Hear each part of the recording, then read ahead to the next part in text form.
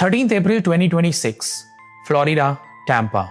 रात के 9:16 एक आदमी चैट जीपीटी खोलता है और टाइप करता है, What happens if a human is put in a black garbage bag and thrown into a dumpster? Chat GPT जवाब देता है, It sounds dangerous और potentially illegal। लेकिन वो आदमी यही नहीं रुकता। वो दोबारा पूछता है, How would they even find out? और उसके ठीक 3 दिन बाद उसी शहर से एक PhD स्टूडेंट गायब हो जाती है। नमस्कार दोस्तों, मेरा नाम है अनेर और आज की कहानी साउथ फ्लोरिडा के टैम्पा सिटी में हुए one of the most disturbing murder cases में से एक है। 16 अप्रैल 2026 यूनिवर्सिटी ऑफ साउथ फ्लोरिडा के टैम्पा कैंपस में 27 साल की नाहिदा सुल्ताना ब्रिश्टी अपने रिसर्च ऑफिस से बाहर निकलती है। टाइम था दोपहर के करीब 12:08। हाथ में अम्ब्रेला लिए वो यूनिवर्सिटी कैंपस की नॉर्थ डायरेक्शन में चल रही थी और चलते चलते कैंपस की सीसीटीवी कैमरा के फ्रेम से बाहर निकल जाती है। इसके बाद नाहिदा को कैंपस में किसी ने नहीं देखा। नाहिदा टैम्पा की यूनिवर्सिटी ऑफ साउथ फ्लोरिडा में पढ़ने वाली एक बांग्लादेशी पीएचडी स्टूडेंट थी और 2025 में बांग्लादेश से यूएस अपनी पीएचडी कंप्लीट करने के लिए आई थी। लेकिन 16 अप्रैल को अपनी यूनिवर्सिटी कैंपस से वो अचानक गायब हो जाती है। इस बात को सबसे पहले उसकी एक फ्रेंड ने रियलाइज किया, जिसके साथ उसने उसी दिन शाम 5 बजे शॉपिंग करने का प्लान बनाया था। पर जब नाहिदा उस दिन अपने फ्रेंड से नहीं मिली तो उसे ऑब्वियसली चिंता होने लगी। जो लोग नाहिदा को जानते थे उन्हें पता था कि नाहिदा बहुत ही रेस्पॉन्सिबल एंड सिंसियर लड़की है और किसी को बिना बताए कहीं नहीं जाती है। और सबसे बड़ी बात, वो ऑलमोस्ट एवरी डे बांग्लादेश में अपनी फैमिली को कॉल करती थी। लेकिन 16 अप्रैल की दोपहर के बाद नाहिदा ने ना किसी को कॉल किया और ना ही मैसेज किया। 17 अप्रैल को नाहिदा की एक फ्रेंड उसे सेल फोन पर लगातार कॉल्स और मैसेजेस कर रही थी। कॉल्स बार बार वॉइस मेल पर जा रही थी और किसी भी टेक्स्ट मैसेज का रिप्लाई नहीं आ रहा था। नॉर्मली जब कोई इंसान किसी को बिना बताए ऐसे चले जाता है तो उसे कांटेक्ट करने के लिए सबसे पहले उसकी करीबी दोस्त से कांटेक्ट किया जाता है और इस केस में भी नाहिदा की फ्रेंड ने ऐसा ही किया। वो नाहिदा के सबसे क्लोज फ्रेंड को कॉल करती है जिसका नाम था जमील लिमोन। जमील भी बांग्लादेश से था और यूनिवर्सिटी ऑफ साउथ फ्लोरिडा में अपनी डॉक्टरल पीएचडी कर रहा था। नाहिदा और जमील दोनों की मुलाकात इसी यूनिवर्सिटी में हुई थी और कुछ दिनों में दोनों की बहुत अच्छी दोस्ती हो गई। लेकिन जब जमील को कॉल किया गया तो सबसे अजीब बात यह थी कि उसका फोन भी अनरीचेबल आ रहा था। अभी तक की कहानी सुनकर शायद आपको लगे ये एक टिपिकल लव एंगल वाली केस है, लेकिन इस कहानी की सच्चाई इससे कहीं ज्यादा खौफनाक है। नाहिदा बांग्लादेश के रहने वाली थी। 2025 में Nahida university of South Florida में पीएचडी करने के लिए टैम्पा पहुंची। नया देश, नया शहर और एक बिल्कुल नई जिंदगी। लेकिन वो जानती थी कि वो यहाँ क्यों आई है। वो अपने रिसर्च करियर को लेके फोकस्ड थी और अपने परिवार से लगातार कांटेक्ट में रहती थी। लेकिन अमेरिका में अपनी नई जिंदगी शुरू करते हुए नाहिदा की मुलाकात एक ऐसे इंसान से हुई जो बहुत जल्द उसकी जिंदगी का एक इम्पॉर्टेंट हिस्सा बन गया। उसका नाम था जमील लिमोन। जमील भी बांग्लादेश से था और यूनिवर्सिटी ऑफ साउथ फ्लोरिडा में जियोग्राफी, एनवायरनमेंट एंड पॉलिसी में ग्रेजुएट रिसर्च कर रहा था। सेम कंट्री, सेम कल्चर और मिलते जुलते सपनों ने दोनों को एक दूसरे के करीब ला दिया। पहले दोस्ती हुई, फिर दोस्ती धीरे धीरे एक गहरे रिश्ते में बदल गई और ये कहीं से भी एक कैजुअल रिलेशनशिप नहीं था, क्योंकि इस रिश्ते में दोनों की फैमिलीज भी इन्वॉल्व थे। जमील जब भी अपने घर फोन करता था वो हमेशा नाहिदा के बारे में बात करता था। वो नाहिदा की तारीफ करने से कभी पीछे नहीं हटता था। नाहिदा कितना अच्छा खाना बनाती है और कितना अच्छा गाना गाती है, ये सब वो अपने फैमिली के साथ शेयर करता था।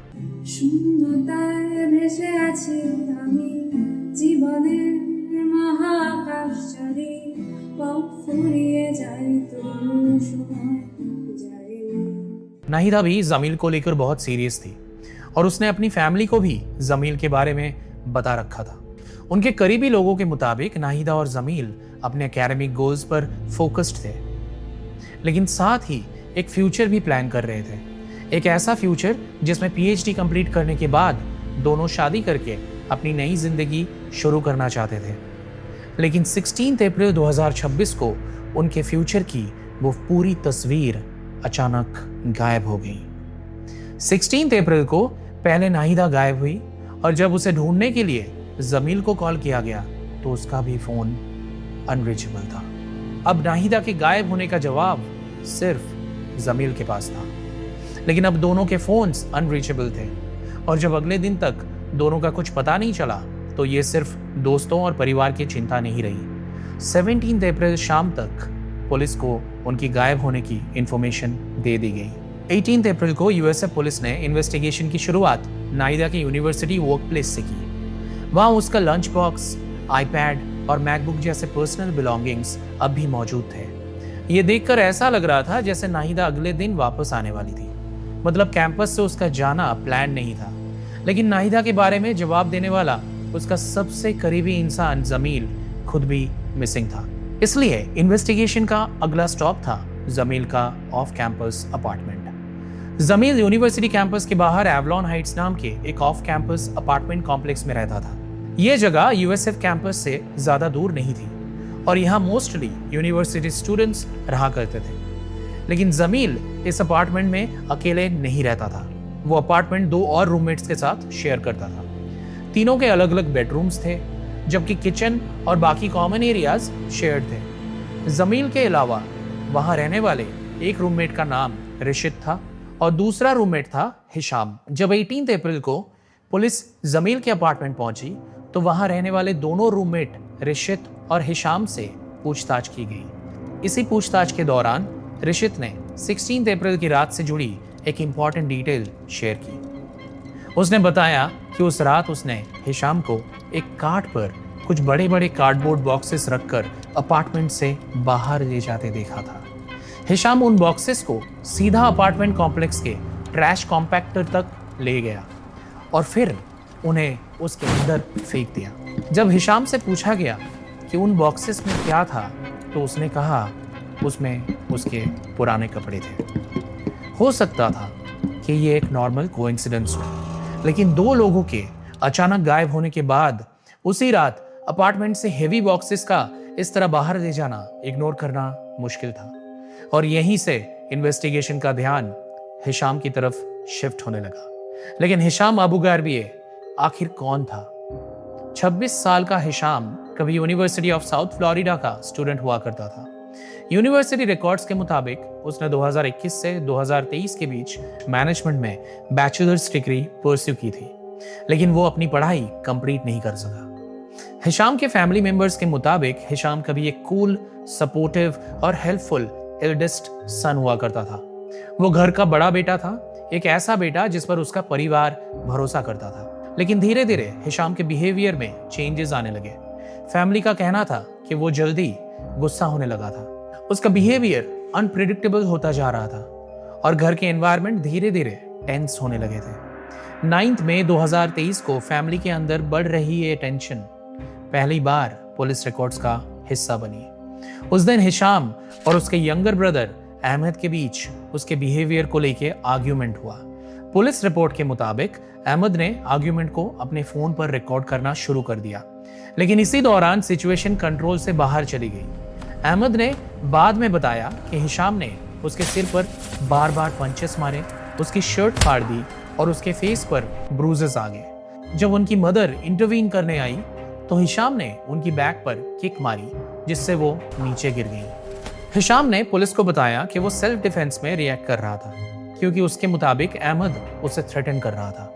लेकिन उस वक्त हिशाम का बिहेवियर देखकर ऑथोरिटीज ने उसे इमरजेंसी मेंटल हेल्थ इवैल्यूएशन के लिए भेज दिया। उस पर मिसडिमिनर बैटरी का चार्ज भी लगा। लेकिन हिशाम का परिवार उसे जेल में नहीं देखना चाहता था। वो चाहते थे कि हिशाम को ट्रीटमेंट मिले। उस इंसिडेंट के कुछ दिनों बाद सबमिट की गई एक विक्टिम इम्पैक्ट स्टेटमेंट में फैमिली के एक मेंबर ने लिखा कि हिशाम पहले एक सपोर्टिव और हेल्पफुल सन हुआ करता था, लेकिन फैमिली का मानना था कि cannabis, specially medical marijuana use करने के बाद उसका बिहेवियर, एंगर और फैमिली रिलेशनशिप चेंज होने लगे थे। और मई का इंसिडेंट आखिरी नहीं था। कुछ महीने बाद सितंबर 2023 में हिशाम को दोबारा अरेस्ट किया गया। इस बार उस पर बैटरी और एक अनऑक्युपाइड प्रॉपर्टी में घुसने से जुड़ा चार्जेस लगे। दोनों इंसिडेंट्स के बाद हिशाम को फर्स्ट टाइम मिसडिमिनर ऑफेंडर्स के लिए बनाए गए एक डाइवर्जन प्रोग्राम में भेज दिया गया। उसने 2024 में प्रोग्राम कंप्लीट कर दिया, जिसके बाद उसके चार्जेस डिसकंटिन्यू कर दिए गए। लीगल सिस्टम के लिए वो केसेस खत्म हो चुके थे, लेकिन हिशाम और उसके परिवार के बीच जो डिस्टेंस क्रिएट हो चुका था वो खत्म नहीं हुआ। 2023 में अहमद ने हिशाम के अगेंस्ट प्रोटेक्टिव ऑर्डर के लिए कोर्ट का रास्ता चुना। कोर्ट रिकॉर्ड्स के मुताबिक फैमिली की तरफ से 2 डोमेस्टिक वायलेंस पिटीशंस फाइल की गई थी। एक पिटीशन डिनाई कर दी गई, लेकिन दूसरी पिटीशन पर जज ने प्रोटेक्टिव इंजंक्शन ग्रांट कर दिया। इस ऑर्डर के बाद हिशाम को अहमद और फैमिली रेसिडेंट से दूर रहना था। एक तरफ उसकी यूनिवर्सिटी की पढ़ाई रुक चुकी थी, दूसरी तरफ अपनी ही परिवार के साथ उसका रिश्ता टूटने लगा था। अब हिशाम को रहने के लिए एक नई जगह चाहिए थी, और यहीं से उसकी जिंदगी उसे लेकर आई Avalon Heights, University of South Florida के पास बना हुआ एक privately managed off campus apartment complex. एक ऐसी जगह जहां मोस्टली यूनिवर्सिटी स्टूडेंट्स और कैंपस से जुड़े यंग रेसिडेंट्स रहा करते थे। हिशाम अब यूएसएफ का स्टूडेंट नहीं था, फिर भी उसे एवलॉन हाइट्स के एक शेयर्ड अपार्टमेंट में रूम मिल गया। तीनों रेसिडेंट्स के बेडरूम्स अलग थे, जबकि किचन और बाकी कॉमन एरियाज शेयर्ड थे। हिशाम ज्यादा वक्त अपने रूम में ही रहता था, और जमील और रिशिद के साथ उसका इंटरेक्शन बहुत ही कम था। बाहर से देखो तो वो सिर्फ एक क्वाइट और डिस्टेंस रूममेट था, लेकिन उस अपार्टमेंट में शिफ्ट होते वक्त उसके साथ उसकी पास्ट अरेस्ट, फैमिली कॉन्फ्लिक्ट्स और प्रोटेक्टिव इंजंक्शंस की एक ऐसी हिस्ट्री भी आई थी जिसके बारे में जमील और रिशिद को कुछ पता नहीं था। कुछ वक्त एक ही अपार्टमेंट में रहने और हिशाम को करीब से ऑब्जर्व करने के बाद जमील और रिशिद को उसका बिहेवियर अनयूजुअल लगने लगा। उन्होंने नोटिस किया कि हिशाम घंटों अपने रूम के अंदर बंद रहता था, और जमील और रिशिद के साथ उसका इंटरेक्शन भी लिमिटेड था। शुरुआत में जमील और रिशिद ने शायद इसे उसका रिजर्व नेचर समझा होगा। हर इंसान सोशल नहीं होता है, और किसी का अपना रूम में अकेले रहना अपने आप में कोई कंसर्निंग बात भी नहीं थी। लेकिन प्रॉब्लम सिर्फ हिशाम का क्वाइट रहना नहीं था, उसके एंगर और अनप्रेडिक्टेबल बिहेवियर को लेकर भी कंसर्न्स थे। जमील और रिशिद को यह समझ नहीं आता था कि उनकी कौन सी छोटी सी बात हिशाम को अपसेट कर दे। इसीलिए दोनों ने धीरे धीरे उससे डिस्टेंस मेंटेन करना शुरू कर दिया। वो हिशाम के सामने संभल कर बोलते और अननेसेसरी इंटरेक्शन अवॉइड करते। एक ही अपार्टमेंट में रहते हुए भी तीनों के बीच एक इनविजिबल डिस्टेंस क्रिएट हो चुका था, और धीरे धीरे उस अपार्टमेंट के अंदर एक कांस्टेंट डिस्कंफर्ट बनने लगा था। दोनों हिशाम के प्रेजेंस बिहेवियर को लेकर अनकंफर्टेबल थे, और उनकी डिस्कंफर्ट इतनी बढ़ चुकी थी कि जमील और रिशिद ने अपार्टमेंट मैनेजमेंट से हिशाम के बिहेवियर को लेकर कंप्लेंट भी की। ये कंप्लेंट नाहिदा और जमील के गायब होने के करीब 2 हफ्ते पहले की गई थी, लेकिन कंप्लेंट में एग्जैक्टली क्या लिखा था, मैनेजमेंट में उसके बाद क्या एक्शन लिया, और हिशाम को इस कंप्लेंट के बारे में पता चला था या नहीं, इनमें से किसी भी सवाल का कंफर्म जवाब पब्लिक रिकॉर्ड्स में मौजूद नहीं है। सिर्फ एक बात क्लियर थी, जमील और रिशिद अब हिशाम के साथ एक ही अपार्टमेंट में कंफर्टेबल फील नहीं कर रहे थे। उन्होंने मैनेजमेंट को कंप्लेंट देकर अपनी तरफ से वार्निंग दे दी थी, लेकिन इस बीच 2 हफ्ते गुजर गए थे। हिशाम अब भी उसी अपार्टमेंट में रह रहा था। रूम्स वही थे, शेयर्ड किचन वही था, और जमील और रिशिद का डर भी वही था। अब इस स्टेज पर यह अस्यूम किया जा सकता है कि मैनेजमेंट ने कंप्लेंट पर कोई एक्शन नहीं लिया था, और हो सकता है, even though I am not sure about this, कि हिशाम को भी कहीं ना कहीं से इस कंप्लेंट के बारे में पता चल गया होगा, क्योंकि इसके बाद वो जो करने वाला था उससे जस्टिफाई करने के लिए कोई और मोटिव दिख नहीं रहा है। अभी तक इस केस में 16 अप्रैल 2026 को नाहिदा और जमील दोनों गायब हो गए थे। 17 अप्रैल की इवनिंग तक पुलिस के पास ऑफिशियल कंप्लेंट आ चुकी थी। 18 अप्रैल को पुलिस ने नाहिदा की यूनिवर्सिटी से अपनी जांच शुरू की। उसी दिन पुलिस एवलॉन हाइट्स पहुंची और जमील के दोनों रूममेट से पूछताछ शुरू की, और यहीं से पुलिस की इन्वेस्टिगेशन हिशाम की तरफ मुड़ जाती है। 18 अप्रैल को हिशाम पर सस्पिशन जरूर आ गया था, लेकिन सस्पिशन और लीगली किसी के प्राइवेट अपार्टमेंट को सर्च करने का अथॉरिटी मिलना दोनों अलग चीजें हैं। अगले कुछ दिन इन्वेस्टिगेटर्स ने नाहिदा और जमील के phone records, campus surveillance, location data और हिशाम की गाड़ी की मूवमेंट को एक दूसरे से कनेक्ट करना शुरू किया। पुलिस को रिकॉर्ड से पता चला कि 16 अप्रैल की शाम जमील का फोन एक स्पेसिफिक लोकेशन से क्लियर वाटर की तरफ मूव कर रहा था और लगभग उसी वक्त licence plate reader cameras Hisham की व्हाइट ह्यूंडई को भी उसी डायरेक्शन में रिकॉर्ड कर रहे थे। पुलिस ने हिशाम से दोबारा सवाल किया। पहले उसने कहा कि वो क्लियर वाटर कभी गया ही नहीं था। फिर उसने कहा कि वो फिशिंग स्पॉट्स देखने गया था। अब जब पुलिस ने उसके सामने लोकेशन डेटा रखा तो उसकी स्टोरी एक बार फिर से बदल गई। अब उसका कहना था कि नाहिदा और जमील दोनों को उसने अपने गाड़ी में लिफ्ट दिया था और उसने दोनों को क्लियर वाटर में ड्रॉप किया था। हर नए एविडेंस के साथ हिशाम की कहानी बदल रही थी, लेकिन पुलिस को अपार्टमेंट के लॉक्ड रूम्स में एंटर करने के लिए सिर्फ शक नहीं, लीगली सफिशिएंट प्रोबेबल कॉज चाहिए था। और वो प्रोबेबल कॉज उन्हें 23 अप्रैल को एवलॉन हाइट्स के ट्रैश कॉम्पैक्टर के अंदर मिला। 23 अप्रैल 2026 पुलिस सीधा एवलॉन हाइट्स अपार्टमेंट कॉम्प्लेक्स के पीछे एक डार्क ग्रीजी ट्रैश कॉम्पैक्टर के पास आ पहुंचती है। डिटेक्टिव्स ट्रैश कॉम्पैक्टर के अंदर उतरते हैं और उसके पूरे कंटेंट्स को बाहर निकालना शुरू करते हैं। एक एक करके उसके ढेर के अंदर से जमील के आई ग्लासेस, उसके स्टूडेंट आईडी, वॉलेट और उसके कपड़े मिलते हैं जो उस वक्त बुरी तरह स्टेन थे। और यही पुलिस के लिए इस इन्वेस्टिगेशन का पहला मेजर ब्रेक थ्रू था। इस पॉइंट पर यह केस सिर्फ 2 मिसिंग पर्सन्स का केस नहीं रहा। अब नाहिदा और जमील को ऑफिशियली मिसिंग एंड एंडेंजर्ड माना जाने लगा। पुलिस ने अपनी इन्वेस्टिगेशन और सर्च एफर्ट्स दोनों को इमीडिएटली एक्सपैंड कर दिया। शुरुआत में एक पॉसिबिलिटी ये भी सामने आ रही थी कि नाहिदा और जमील एक दूसरे से प्यार करते थे और शायद दोनों अपनी मर्जी से कहीं चले गए होंगे, लेकिन ट्रैश कॉम्पैक्टर से मिले एविडेंस से इस थ्योरी को पूरी तरह खारिज कर दिया गया। अब इन्वेस्टिगेटर्स को ये समझ में आ चुका था कि ये केस बिल्कुल अलग डायरेक्शन में जा रहा है। उस वक्त तक हिशाम ऑफिशियली सस्पेक्ट नहीं था, सिर्फ एक पर्सन ऑफ इंटरेस्ट था। पुलिस को उसके खिलाफ और इंफॉर्मेशन और लीगली सस्टेनेबल एविडेंस की जरूरत थी, लेकिन ट्रैश कॉम्पैक्टर से जो कुछ मिला वो सर्च वारंट के लिए सफिशिएंट था। पुलिस एवलॉन हाइट्स वापस पहुंचती है और सर्च वारंट एग्जीक्यूट करती है। ये वारंट्स अपार्टमेंट, दोनों रूममेट्स के फोन्स, उनकी पर्सनल सर्च और उनकी गाड़ियों के लिए थे।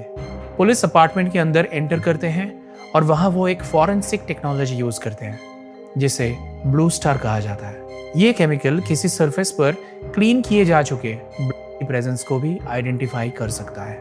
जैसे ही किचन एरिया में ब्लू स्टार डिप्लॉय किया जाता है, इन्वेस्टिगेटर्स को वहां ब्लड का एक लार्ज पूल दिखाई देता है। उसके ट्रेसेस किचन से हॉलवे की तरफ जा रहे थे।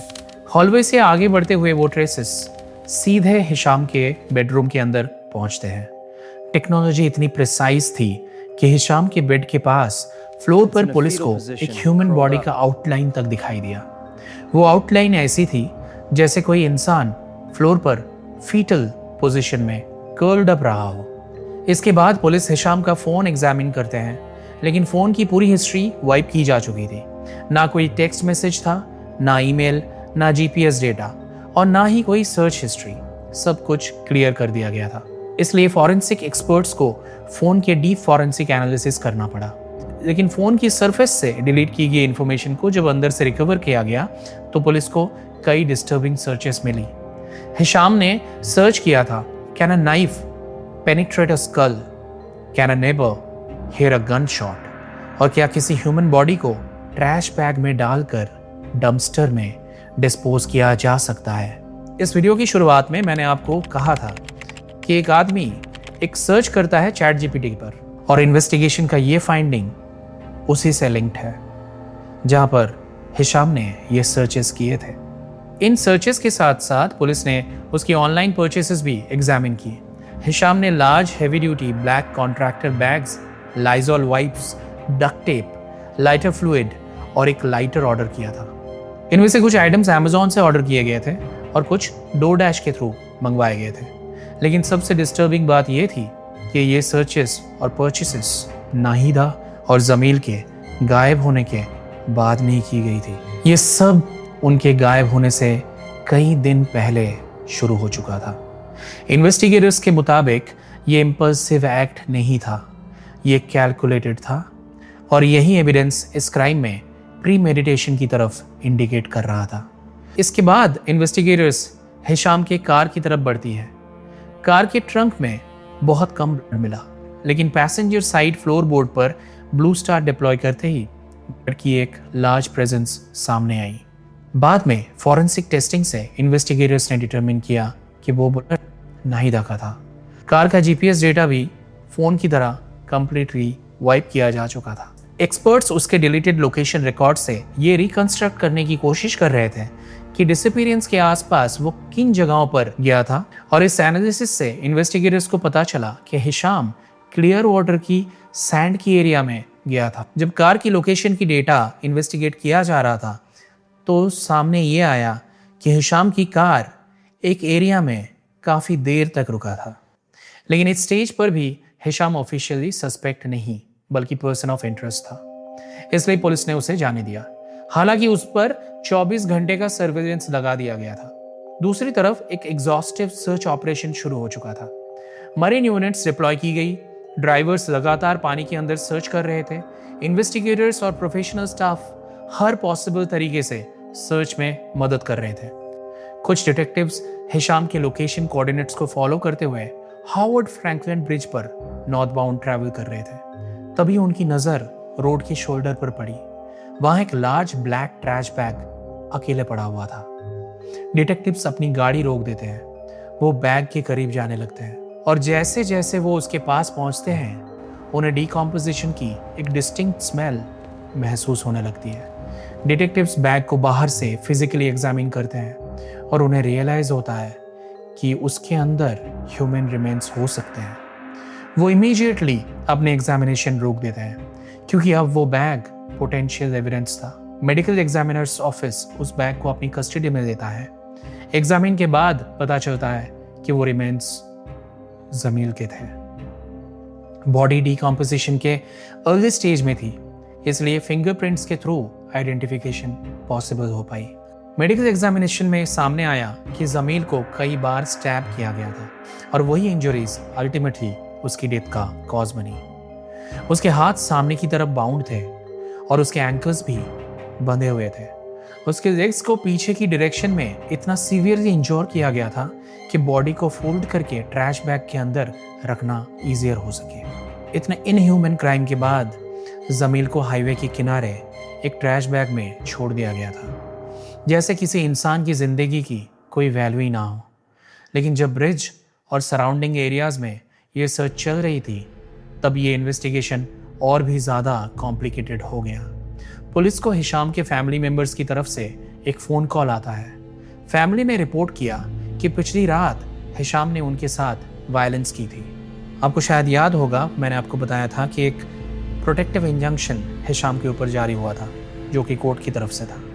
उस हिसाब से उसको अपने घर कभी वापस नहीं जाना था, घर के रेडियस से दूर रहना था, लेकिन वो फिर भी अपने घर वापस गया। उसकी फैमिली की तरफ से अब पुलिस को कॉल आ चुकी थी, तो वो घर जाके इरेटिक बिहेव कर रहा था। फैमिली के स्टेटमेंट के मुताबिक हिशाम शावर से सिर्फ टॉवल पहनकर बाहर आया, अपने सिस्टर के पास गया, उसने अपनी सिस्टर के साथ सेक्सुअली इनअप्रोप्रिएट बिहेवियर किया और उसे किस करने की कोशिश भी की। उसकी सिस्टर ने उसे पुश करके दूर करने की कोशिश की, लेकिन हिशाम फिजिकली स्ट्रॉन्गर था और वो फ्रीली उस कॉन्फ्रंटेशन से बाहर नहीं निकल पा रही थी। फैमिली ने हिशाम पर बैटरी और डोमेस्टिक वायलेंस का एलिगेशन भी लगाया। पुलिस ने हिशाम से कांटेक्ट करने की कोशिश की। इन्वेस्टिगेटर्स को पता था कि वो फैमिली रेसिडेंस के अंदर था क्योंकि फैमिली ने इसकी कंफर्मेशन दे दी थी और पुलिस सर्वेलेंस भी कंटिन्यूअसली चल रही थी। लेकिन हिशाम ना फ़ोन आंसर कर रहा था, ना ही घर से बाहर आ रहा था। पुलिस पहले ही देख चुकी थी कि वो किस लेवल की वायलेंस के केपेबल हो सकता था। इसी दौरान पुलिस को ये इन्फॉर्मेशन भी मिली कि कुछ दिन पहले हिशाम ने एक पॉन शॉप से फायर आर्म परचेस करने की प्रोसेस शुरू की थी।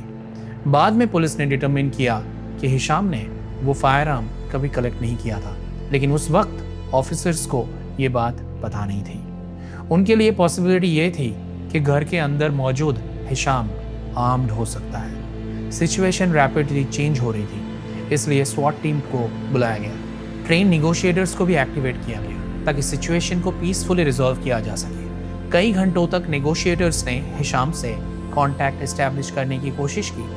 आखिरकार पुलिस उस पॉइंट पर पहुंच गई जहां ऑफिसर्स ने घर के अंदर एंटर करके उसे फिजिकली रिमूव और अरेस्ट करने का डिसीजन लिया। लेकिन लगभग उसी वक्त हिशाम घर से बाहर आ गया।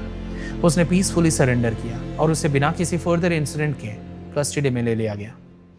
और बाद में उस पर नाहिदा बृष्टि और जमील लिमोन की प्री मेडिटेटेड मर्डर्स के 2 चार्जेस भी ऐड किए गए। लेकिन हिशाम की अरेस्ट के बाद भी इन्वेस्टिगेशन खत्म नहीं हुई थी। जमील मिल चुका था लेकिन नाहिदा अभी भी मिसिंग थी, इसलिए सर्च ऑपरेशन कंटिन्यू हो रहा था। सर्च को कई दिन हो चुके थे। इन्वेस्टिगेटर्स के पास अब जमील के रिमेन्स थे और उनका मानना था कि नाहिदा भी नियर बाय एरिया में हो सकती है। 2 दिन बाद पुलिस को 2 रिक्रिएशनल कायाकर्स की तरफ से एक फोन कॉल मिला। दोनों कायाकर्स पनेलास काउंटी साइट पर मौजूद थे। उनमें से एक फिशिंग कर रहा था। तभी उसकी फिशिंग लाइन एक बैग में अटक गई।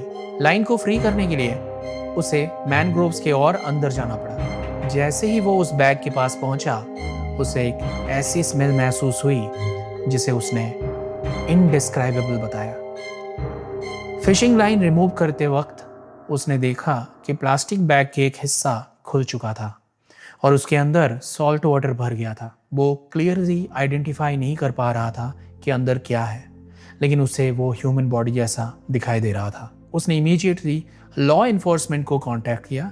पुलिस उस लोकेशन पर पहुंचे और रिमेन्स को कस्टडी में लेकर एग्जामिन करने के लिए भेज दिया। बॉडी जिस कंडीशन में पानी के अंदर छोड़ी गई थी, उसकी वजह से डीकॉम्पोजिशन एडवांस स्टेज में पहुंच चुका था, इसलिए फिंगरप्रिंट्स के थ्रू इमीडिएट आइडेंटिफिकेशन पॉसिबल नहीं था। फॉरेंसिक कंफर्मेशन के बाद पुलिस ने कंफर्म किया कि वो रिमेन्स नाहिदा बृष्टि के थे। नाहिदा की आइडेंटिटी फिंगरप्रिंट से कंफर्म नहीं हो पाई, लेकिन डीएनए एनालिसिस, उसके डेंटल रिकॉर्ड्स और बॉडी पर मिले उन्हीं कपड़ों की मदद से आइडेंटिफिकेशन की गई जो उसने 16 अप्रैल को पहने हुए थे। इस केस का वो कंक्लूजन नहीं था जिसकी किसी ने उम्मीद की थी। पुलिस इन्वेस्टिगेशन का सक्सेस का मतलब ये होना चाहिए था कि नाहिदा और जमील दोनों जिंदा मिलते, लेकिन इस केस में पुलिस सच तक तो पहुंच गई पर नाहिदा और जमील तक नहीं।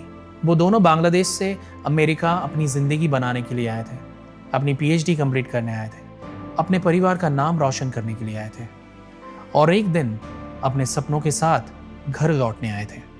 लेकिन जब यूनिवर्सिटी ऑफ साउथ फ्लोरिडा का कमेंसमेंट सेरेमनी हुआ तो वहाँ 2 चेयर्स खाली रखी गई, एक नाहिदा के लिए और एक जमील के लिए।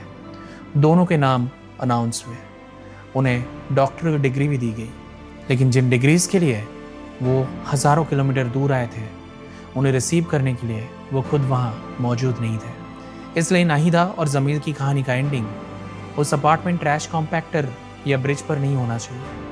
उन्हें याद रखना चाहिए उनकी मेहनत के लिए, उनकी रिसर्च के लिए और उन सपनों के लिए जिन्हें वो पूरा नहीं कर पाए। कोर्ट में इस केस का फैसला एक दिन ज़रूर आ जाएगा, फाइल्स बंद हो जाएंगी, लेकिन 2 परिवारों के लिए ये केस कभी क्लोज नहीं होगा, क्योंकि कुछ केसेस सॉल्व तो हो जाते हैं लेकिन वो एक गहरा घाव छोड़ जाते हैं जो कभी भरते नहीं। Nahida Sultana बृष्टि, Jameel Ahmad लिमोन, may they be remembered not for how their lives ended, but for the lives they were trying to build. आज के लिए इतना ही दोस्तों, मैं मिलूंगा आपसे एक और कहानी के साथ। तब तक के लिए अपना ख्याल रखिए and keep watching Documentaries by Anir.